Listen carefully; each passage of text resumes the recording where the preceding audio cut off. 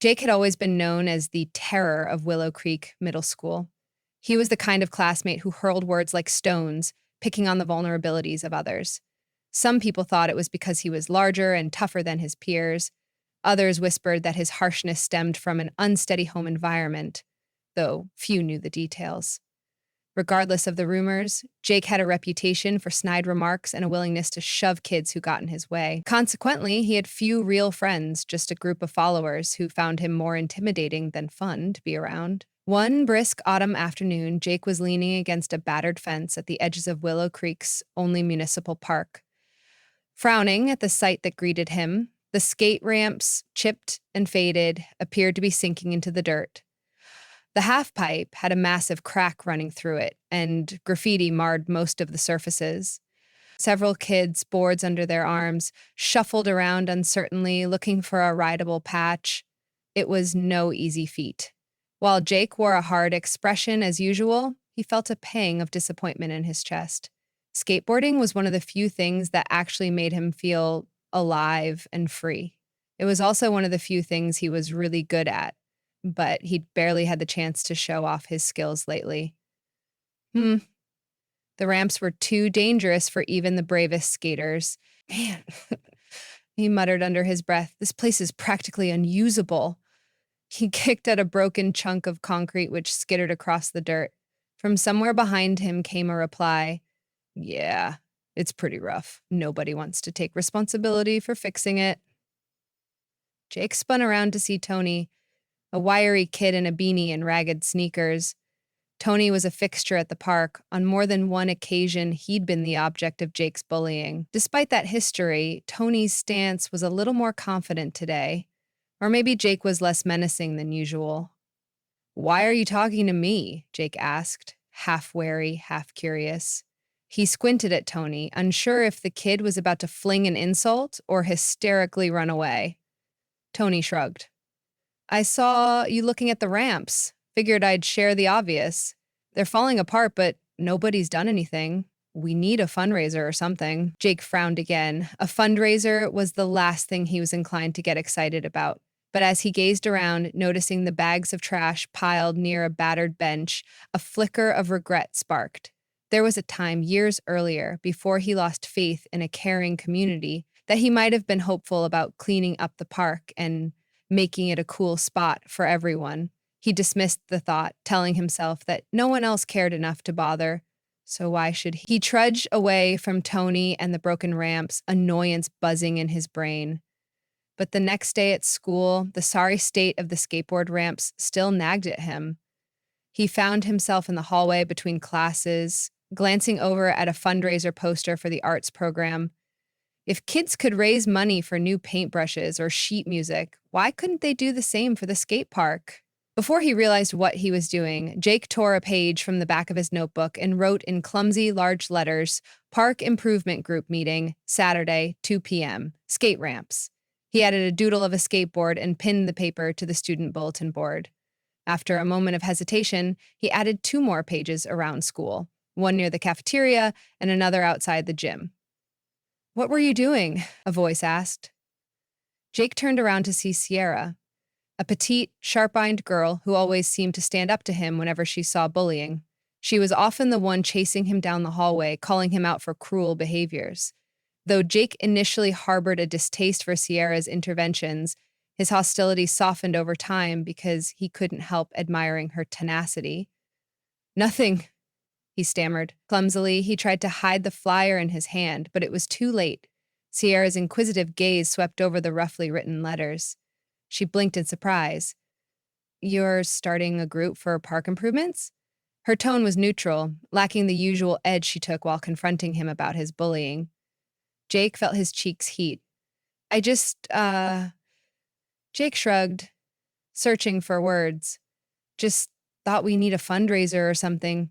The skate ramps are junk. Someone should fix them. He wondered if she'd scoff or accuse him of doing it to earn points in detention. Instead, Sierra nodded thoughtfully. You're right, she said, arms folded across her books. It's dangerous. Some of my friends have scrapes and bruises from riding on that old half-pipe.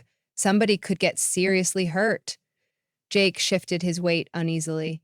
So, you'll come?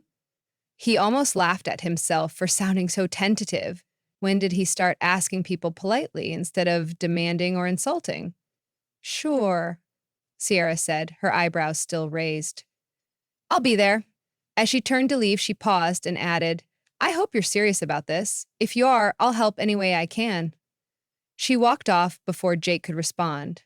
By Saturday afternoon, the day was unseasonably warm for late autumn, with golden leaves swirling around the park fences. Jake had set up a makeshift table, just two milk crates and a plank of wood for the meeting, and felt more than a little foolish. He'd told himself all morning that no one would show, which was exactly what a bully might welcome.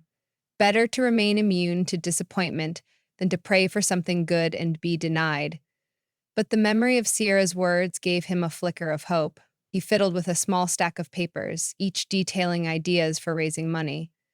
Local bake sales, a sponsored skate marathon, maybe a rummage sale. He was definitely out of his element. The air around him felt charged with expectation, and he swallowed nervously. A car door slammed, and in the distance, he recognized Tony emerging from the passenger seat of a beat-up sedan. Tony gave him a slight nod. Hey, he said, walking over. Within moments, a few other kids from school trickled in. They murmured greetings, scanning the crumbling park with furrowed brows. Jake looked around, counting 6 or 7 faces, including Sierra, who arrived a few minutes later. I guess we should start, Jake said hesitantly. They gathered in a rough circle, uncertain eyes on him. He began, I thought we could try to raise money for the skate park, to fix the ramps and maybe install a new rail, and maybe while we're at it, we can clean up some of the trash. Sierra cleared her throat, stepping forward. I did some research on last year's fundraiser for the library. They raised over $1,000 with bake sales, car washes, and an online donation page. Maybe we could do something like that? Chewing his lip, Jake nodded. Yeah, that sounds awesome. Maybe we can do a car wash next weekend. The group exchanged glances, nodding with a cautious enthusiasm. The fresh idea had a spark of promise in it. Even Tony began chiming in with suggestions. What about a trick competition? People pay an entrance fee, spectators buy tickets, and we award a prize to the best skater.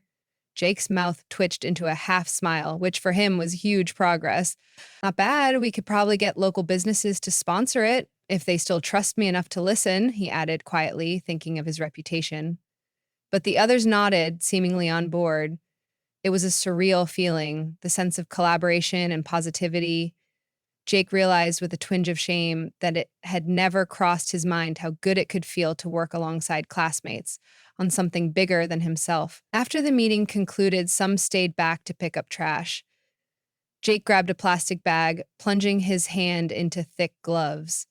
He had never bothered with volunteer tasks before, but as he filled the bag with crumpled fast food wrappers, soda cans, broken glass, and an array of odd scraps, he paid close attention to how it made him feel. Strangely, each piece of litter that left his hand and landed in the trash bag gave him a sense of progress, as though for once he was contributing instead of tearing down. He was so lost in these new emotions that he didn't initially notice Miss Chan, the school counselor, strolling toward the group with a bright smile. She wore a comfortable jacket against the cool breeze and carried a large bottle of water in one hand. What's going on here? She asked gently, surveying the kids picking up trash. Sierra spoke first, explaining their plan to raise funds to renovate the skate park. Miss Chan's face lit up. That's wonderful. It's been years since anyone tried to do something about these ramps. I used to come here after school with my nephew, and I always worried he'd catch a wheel in a pothole. Anything I can do to help support you? Jake hesitated for a moment, unsure if the counselor was really offering or just being nice. Then he recalled she was known for her genuine compassion. We need help understanding how to set up a fundraiser, he admitted. None of us have done anything like that before. Ms. Chan nodded. I can certainly help you navigate some of the logistics, like getting permission from the mayor's office and maybe setting up an official donation page. It's not as complicated as it seems, but having a teacher or parent involved can smooth the process. A wave of relief washed over the group. They had an adult willing to guide them. Jake found himself uttering, "Thank you," in a tone so sincere that Sierra raised her eyebrows in subtle surprise. Maybe Jake was finally ready to let go of his defensive walls. During the following week, the transformation in Jake's behavior was a topic of small talk in the school hallways. It wasn't that Jake suddenly became a saint. He still had an intimidating glare and a tendency to clench his fists when someone bumped into him, but he was making an effort. His priority had shifted. Instead of deriding the kids in gym class, he passed out flyers for the upcoming car wash. He also offered to collect pledges for a skate-a-thon. Sierra watched him warily at times, guarding herself against disappointment, but she continued to help. For her, seeing him attempt to improve was encouraging, but trust wouldn't come naturally, yet. 2 weeks later, on an overcast Saturday, a line of cars pulled into Willow Creek's old community center parking lot. A group of a dozen kids, including Jake, wore matching t-shirts that read, "Save Our Skate Park." In large letters, buckets of soapy water, sponges, and squeegees were arranged in tidy rows. Tony, Sierra, and their friends flagged down vehicles, encouraging townspeople to let them wash their cars for a small donation. At first, cars trickled in sullenly, as if residents weren't sure about the cause or if they wanted to lend their support. But slowly, as word spread through social media with help from Ms. Chan and other parents, the line of vehicles grew. Jake noticed a few curious onlookers taking pictures on their phones. Even passersby inquired about the event, which had a certain infectious optimism. The kids laughed and worked as a team, some scrubbing tires, others rinsing suds, each giggle reminding Jake of how different this experience was from his typical weekends spent brooding around town or getting into trouble. Halfway through the day, Sierra was scrubbing the hood of a minivan when her hand started cramping. She stood back to stretch and caught Jake's eye. He offered her a nod, a silent acknowledgement that they were finally on the same side. She gave him a thumbs up, then returned to scrubbing. Jake felt warmth bloom in his chest, realizing they were not just classmates, but potential friends. An hour later, Miss Chan went around collecting the donated bills and coins from the kids who had been pocketing them for safekeeping. She double counted the total, then announced, "We've got almost $480, 0 cents so far." The group cheered. They had roughly 4 hours left in the day, and the amount already surpassed their initial expectations. Encouraged, they resumed their work with renewed vigor, calling out to cars and dancing around with signs. By the end of the car wash, they had raised nearly $1,200, 0 cents. That evening, Miss Chan invited the group to gather at school to count all the donations and finalize the total. The kids gathered in the cafeteria, rummaging through piles of damp dollar bills, coins, and even a few checks. Jake held his breath as they tallied the donations. $1,235.46, Miss Chan announced at last. Jake felt a rush of exhilaration. The sense of accomplishment was unlike anything he'd felt before. For the first time in his life, his classmates were congratulating and high-fiving him, not because they were afraid, but because they were genuinely proud to be on his team. In the following days, they continued to build momentum. Sierra set up an online donation platform. Tony got in touch with the local hardware store owner who promised a discount on materials if they raised enough money for construction.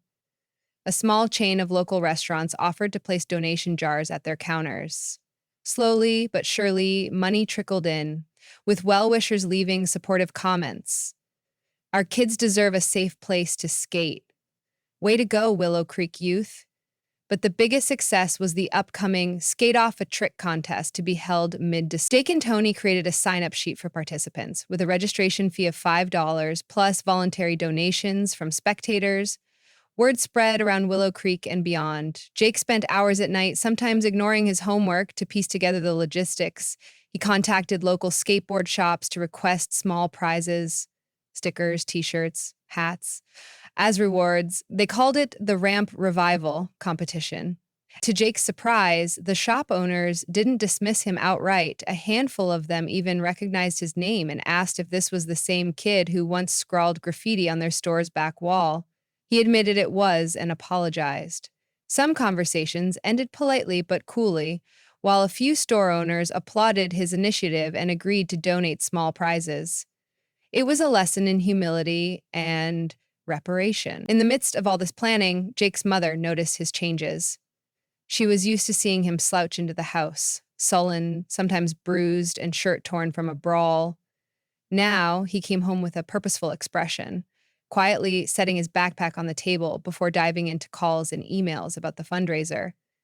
Though she didn't fully understand the transformation, she offered him dinner with a softer tone, acknowledging that something had shifted in her son. When Ms. Chan reached out to her for official permissions and volunteer signups, Jake's mother was both surprised and touched. She even offered to bake treats for a potential bake sale. Jake nervously accepted, feeling something like hope flickering between them.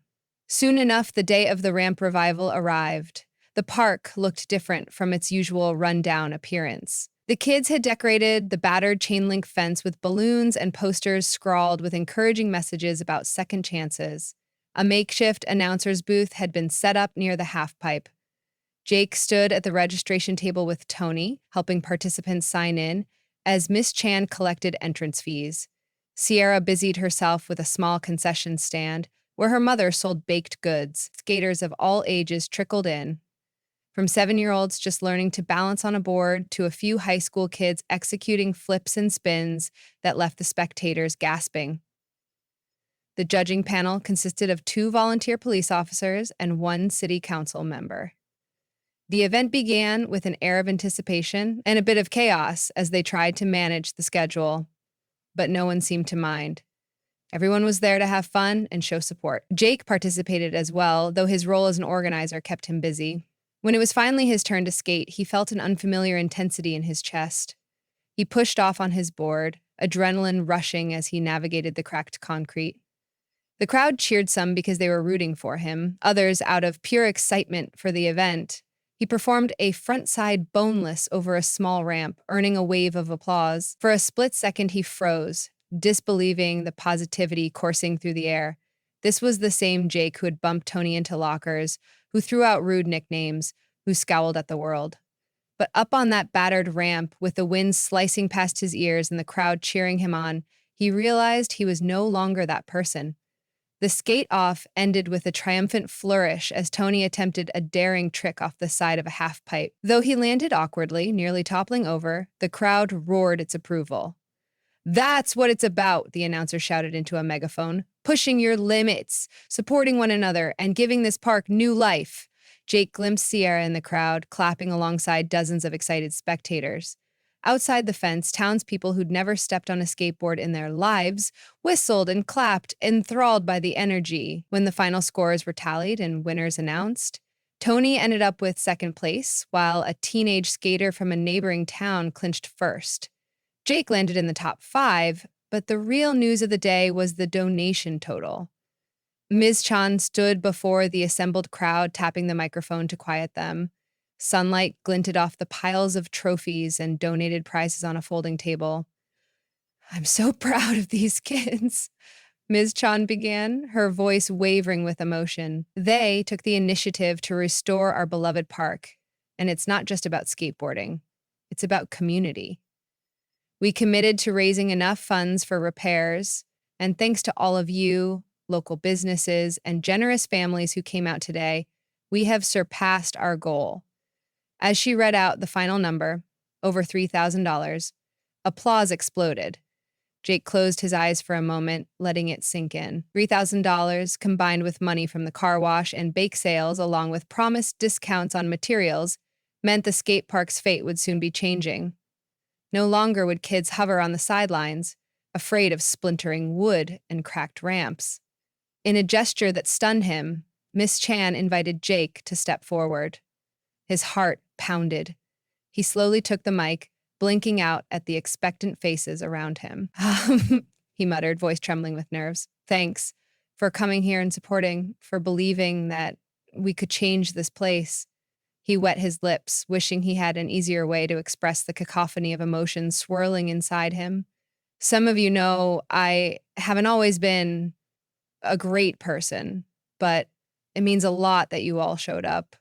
I hope this park becomes something that brings people together. He held the mic out awkwardly, uncertain if he should continue. The crowd responded with resounding applause. In that moment, for the first time in Jake's life, he felt what genuine acceptance could be like. It tasted sweetly of accomplishment and the promise of something better. As the event wound down, conversations buzzed about the next steps, choosing contractors, securing the city council's official permit, and scheduling demolition of the hazardous ramps. Many of the older folks who'd come to watch had tears in their eyes, touched by the spirit of collaboration. Children zipped around on boards, excitedly anticipating the time when they could skate on brand new surfaces. Parents chatted with Ms. Chan about continuing to volunteer. Sierra's mom ran out of baked goods long before the event ended, and Tony was recounting a near-perfect trick he'd pulled off earlier. Amid all the excitement, Jake found himself leaning against the fence, in a quiet corner, looking out at what they had created. He heard a familiar voice. Hey. Sierra stood beside him, a half smile on her face. Being the star of the show? No, he said, shaking his head. Everything that happened today. It wasn't just me. We all worked together. He paused, glancing at her. Thanks for believing in this cause. Sierra brushed aside a stray strand of hair stuck to her forehead. It's not just the park that's changed, you know. She fixed her gaze on him. I've heard you apologize to at least 3 different people this week, and I've seen you reach out to classmates who used to be afraid of you. You're changing too. Jake exhaled. I know. Feels weird sometimes, but good weird. I spent so long being angry. It's like I finally see that I don't have to be that guy. The sincerity in his voice was unwavering. Sierra nodded, understanding. Then, with a playful edge, she added, I still won't go easy on you if I see you slip back into old habits, though. He grinned. I'd expect nothing less. In the time that followed, word of their success with the ramp revival echoed around Willow Creek. Many community members lauded the students' efforts, calling it a shining example of grassroots change. The city council promptly approved the plan to renovate the skate park. Over the next couple of months, passersby witnessed the old ramps demolished, replaced by new, professionally constructed rails, quarter pipes, and bowls that inspired the local kids to practice their craft. Volunteers helped paint murals, brightening the once fading concrete. The community pitched in for new benches, trash cans, and even a small water fountain. By the start of spring, the park looked like a place of possibilities, humming with eager skaters of all skill levels. Jake found himself slipping into a leadership role in further cleanup projects, this time focusing on the nearby playground area that also needed attention. He worked alongside Sierra, Tony, and newcomers who were drawn by the group's positive energy. Ms. Chan became their mentor, guiding them through volunteer systems and connecting them with adult allies. Yet the biggest transformation remained within Jake himself. One afternoon, as the crew gathered at the newly renovated skate park, Tom, a kid Jake had once bullied relentlessly for being wimpy, tentatively showed up with a skateboard, still bearing the price tag. With nervous eyes, Tom approached the group. He spotted Jake and froze, uncertain how he'd be received. But instead of sneering, Jake walked over and offered a friendly nod. You want some pointers? He asked, extending a hand toward Tom. The younger boy hesitated, clearly remembering how intimidating Jake used to be. But the moment Tom placed his board on the ground, Jake guided him on stance, balance, and gently pushed him along the smooth concrete. After several wobbly attempts, Tom let out a delighted laugh as he coasted a small distance without falling. Awesome, man, Jake said, genuine pride glowing on his face. He recalled how once upon a time he would have mocked Tom for even trying to ride. Now he recognized that seeing others succeed felt immeasurably better than tearing them down. Sierra observed this small moment from nearby, leaning against a freshly painted bench with a smile. She remembered the countless times she'd confronted Jake in the halls, telling him to stop bullying kids like Tom. Now, there he was, acting like a patient mentor. The best part was that he did it quietly, without fanfare or ulterior motives. That's how she knew it was real change. The organizer in Jake never faded. He kept meticulous notes on new projects and followed up with Miss Chan and local officials to ensure the final touches on the park were executed properly. By the time the new sign for the skate park was unveiled, complete with a plaque thanking the student group, a small ceremony took place under the bright spring sky. Children, teenagers, parents, and even a few city officials watched. As the mayor read out the group's accomplishments, heads turned in Jake's direction. But he no longer shrank from the spotlight. He stood tall, flanked by Tony and Sierra, living proof that redemption was possible. When the sign was finally uncovered, the crowd cheered. Kids rushed onto the ramps, eager to test them out. The mayor shook Jake's hand, praising him and his friends for their hard work. Schoolmates slapped Jake on the back, no longer out of fear, but in true camaraderie. Miss Chan beamed proudly, while Sierra's eyes glimmered with tears of happiness. In the midst of the celebration, Jake's mother appeared by his side. He caught her looking at him with moist eyes and an expression that he rarely saw at home: pride, untainted by anxiety or fear. "Jake," she said softly, her hand resting on his shoulder, "I'm proud of what you've done. You've turned everything around." Jake felt a constriction in his chest, a welling of emotion so intense that words failed. Instead, he simply hugged her, and she hugged him back with equal strength, as if neither wanted to let go of that moment in time. Standing in the newly renovated park, Jake felt an overwhelming peace. He thought back to the first day he had posted those crudely drawn flyers, half expecting no one to show up. Now, looking around, the place was abuzz with energy, unity, and hope. The old battered ramps were gone, replaced by sleek obstacles and bright graffiti murals that spilled color throughout the space. Where piles of trash once lay, neatly placed trash cans now stood. Families strolled through the area without worry, and at the center of it all, Jake, once labeled a bully, had become a driving force for kindness and community. He understood now that people could change. He had changed. And while he still had a long road ahead, proving himself consistently, not letting old habits slip back, Jake felt certain he'd never turn to that bitter loneliness again. The park, once neglected and sad, was breathing new life. It reflected the transformation in Jake's own heart, showing that with the right guidance and determination, even a bully could become a hero in his own town.